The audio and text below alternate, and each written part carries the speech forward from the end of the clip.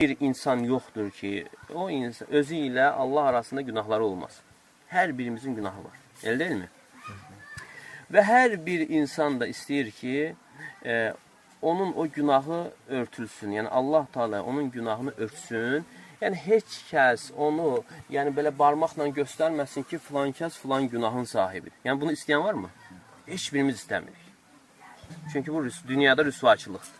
Və istəyirik ki, Rəbbimiz bizim günahımızı örtsün. Bizim nə qədər günahlarımız var. Əlhəmdülillah, Rəbbimiz də örtür. Və onun da şükrü odur ki, onu danışmamaq. Və sonra bununla kifayətlənmirik. Gör, insan nə qədər arsızdır, bununla kifayətlənmir. Və istəyirik ki, o günaha görə əzab da olmasın. O günaha görə Allah Teala əzab verməsin. Bununla da kifayətlənmirik.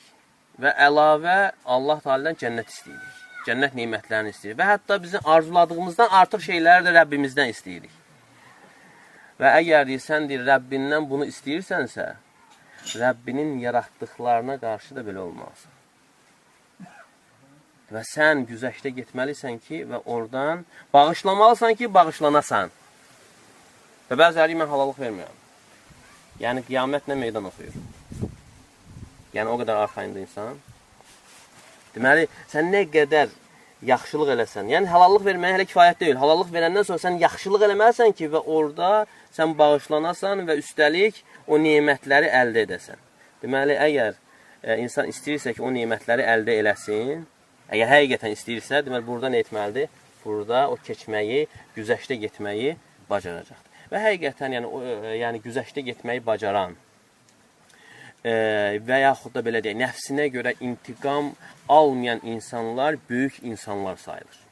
Böyük insanlar sayılır.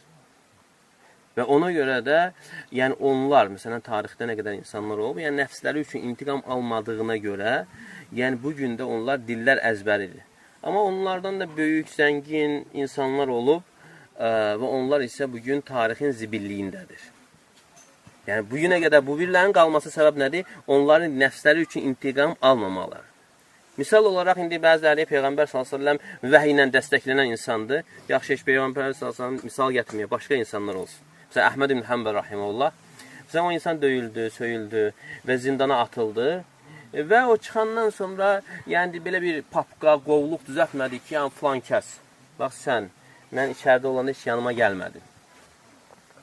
Sən filan kəs, heç mən çıxandan sonra məni ziyarət eləmədin. Yəni onlar elə bir ki, belə bir şeylərə, yəni məhəl qoymurdular.